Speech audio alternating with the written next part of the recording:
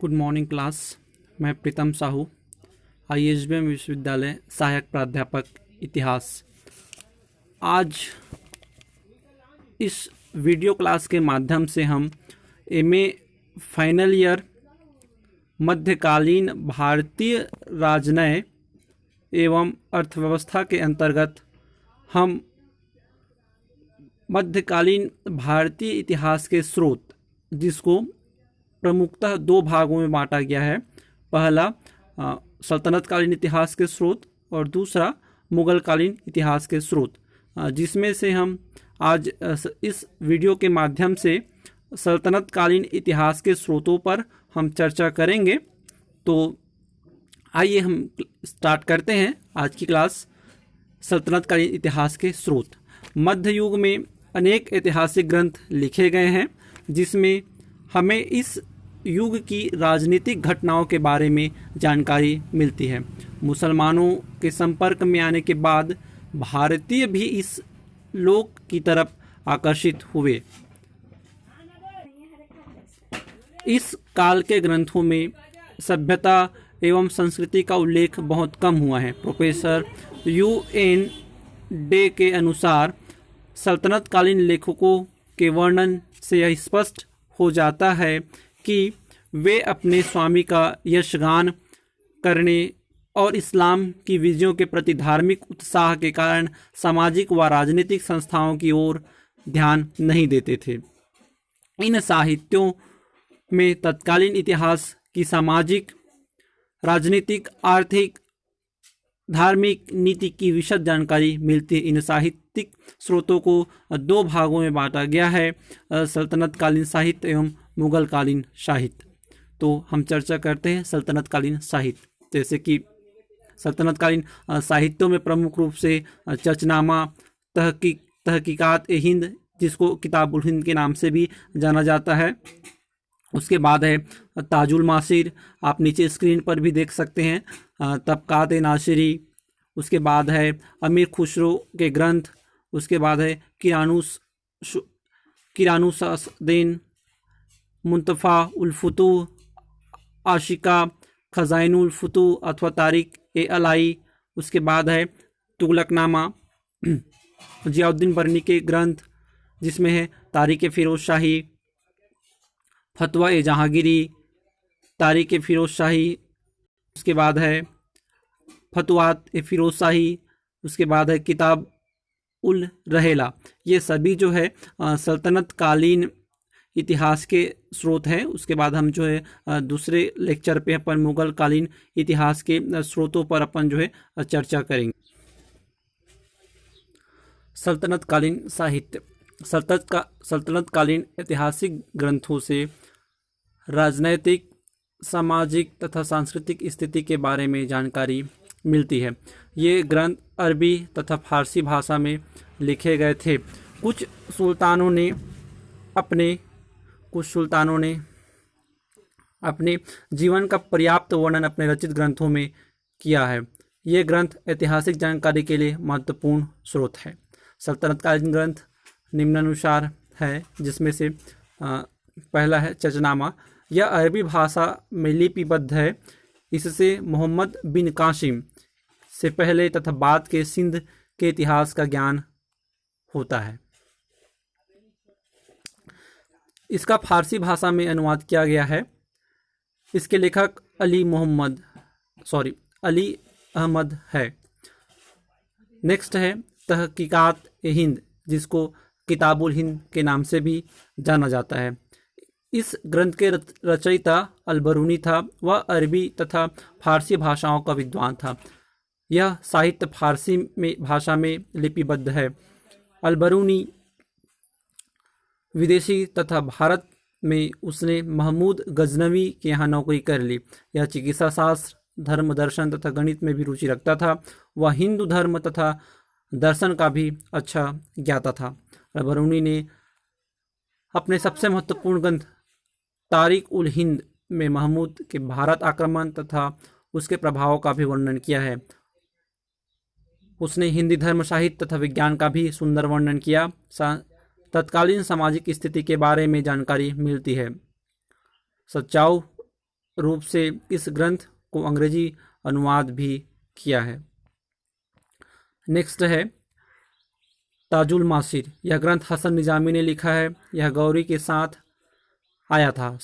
इस ग्रंथ से 1192 ईस्वी से 1218 ईस्वी तक के इतिहास के बारे में जानकारी मिलता है।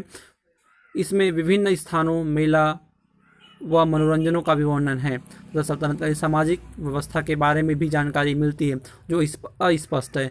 यूएन डे के अनुसार यद्यपि पुस्तक की शैली अत्यधिक कलात्मक और अलंकृत है, पर इसमें वर्णित सामान्य तथ्य साधारणतः सत्य भी है। तबकात नासिरी। इस ग्रंथ के रचयिता मिनहाज उल सिराज है। इसमें गौरी के आक्रमणों से लेकर 1260 ईस्वी तक के प्रमुख राजनीतिक घटनाओं का वर्णन है। लेखक का वर्णन पक्षपातपूर्ण रहा है। उसने गौरी एवं इल्तुतमिश के वंशों का निष्पक्ष वर्णन नहीं किया है तथा बलबन की आंख मूंदकर प्रशंसा की है। उसके बाद भी यह ऐतिहासिक दृष्टि से महत्वपूर्ण ग्रंथ है। इसमें घटनाएं क्रमबद्ध रूप से वर्णित की गई है तथा इनकी तिथियां सत्य है। यह गुलाम वंश का साहित्य जानने का एक महत्वपूर्ण साधन है। फरिश्ता ने इसे एक अति उच्च कोटि का ग्रंथ माना है। उसके बाद है अमीर खुसरो के ग्रंथ। अमीर खुसरो मध्यकालीन भारत के सब महत्वपूर्ण विद्वान या बड़े विद्वान थे। उनका नाम अबुल हसन यानी उद्दीन खुसरो था। वह 6 सुल्तानों के दरबार में थे। उसने बलबन से लेकर मोहम्मद तुगलक का इतिहास लिखा है। उसने युद्ध में भी भाग लिया था। उसके ग्रंथ ऐतिहासिक ग्रंथ से अमूल्य है जो इस प्रकार है। पहला मिफ्ता उल फतूह 1291 में रचित यह पुस्तक अमीर खुसरो के तीसरे दीवान गुरतुल कमाल का भाग है। यह साधारणतः शैली में लिखी गई है। इसमें जलालुद्दीन की आरंभिक सफलताओं का वर्णन है। आशिका। इस ग्रंथ में खुसरो ने अलाउद्दीन के पुत्र खिज्र खां तथा गुजरात नरेश कर्ण की पुत्री देवर रानी की प्रेम कथा का विवाह का वर्णन किया है। इसमें खिज्र खां की हत्या, अलाउद्दीन की बीमारी एवं मलिक कपूर की विजयों का भी वर्णन है। इसमें खुसरो ने यह भी बताया कि वह मंगोलों द्वारा किस प्रकार बंदी बनाया गया। तुगलकनामा। तुगलकनामा जो है यह खुसरो की अंतिम ऐतिहासिक कविता है। इसमें खुसरो खां के शासनकाल एवं पतन तथा मुगल वंश की स्थापना का वर्णन है। जियाउद्दीन बरनी के ग्रंथ के बारे में हम चर्चा करते हैं तो जियाउद्दीन भी सल्तनत कालीन इतिहास के बारे में बहुत सारे ग्रंथ लिखे हैं, जिसमें से कुछ महत्वपूर्ण ग्रंथों पर अपन टिप्पणी देते हैं। आप मेरे स्क्रीन पर भी देख सकते हैं। पहला जो है तारीख फिरोज शाही, फतवा जहांगीरी, तारीख फिरोज शाही 2 है, फतवात फिरोज शाही और किताब उल रहेला। तो प्रमुख रूप से हम चर्चा करते हैं।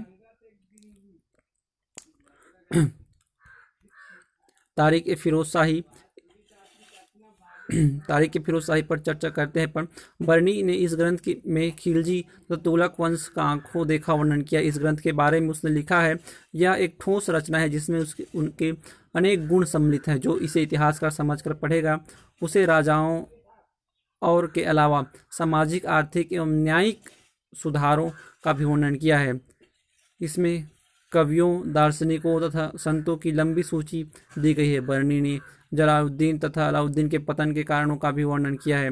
बरनी इतिहास की विकृति करने में क्या विरुद्ध थे। डॉक्टर ईश्वरी प्रसाद के अनुसार मध्यकालीन इतिहासकारों में बरनी ही अकेला व्यक्ति है जो सत्य पर जोर देता है और चाटुकारिता तथा मिथ्या वर्णन से घृणा करता है। इसके बाद भी इस ग्रंथ में तिथि संबंध दोष तथा धार्मिक पक्षपात देखने को मिलता है, किंतु यह मूल्य ऐतिहासिक कृति यूएन डे के अनुसार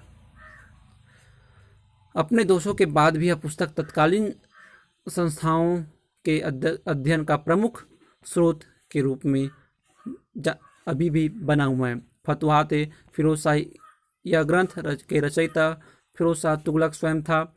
इससे उसके शासन प्रबंध और धार्मिक नीति की विस्तृत जानकारी मिलती है।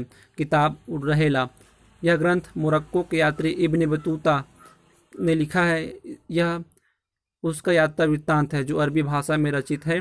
इस ग्रंथ में उसने मोहम्मद तुगलक के दरबार, उसके नियम, रीति रिवाजों, परंपराओं, दास प्रथा एवं स्त्रियों की दशा सुंदर वर्णन किया है। उसका वर्णन पक्षपात भावना से मुक्त रहा है। तो कुल मिलाकर दोस्तों, आज हम मध्यकालीन भारतीय इतिहास के स्रोत के अंतर्गत हम सल्तनत कालीन इतिहास के साहित्यिक स्रोतों पर हमने चर्चा किया। तो आज का क्लास कैसा लगा ज़रूर हमें बताएं। धन्यवाद दोस्तों, बहुत बहुत आभार, थैंक्स।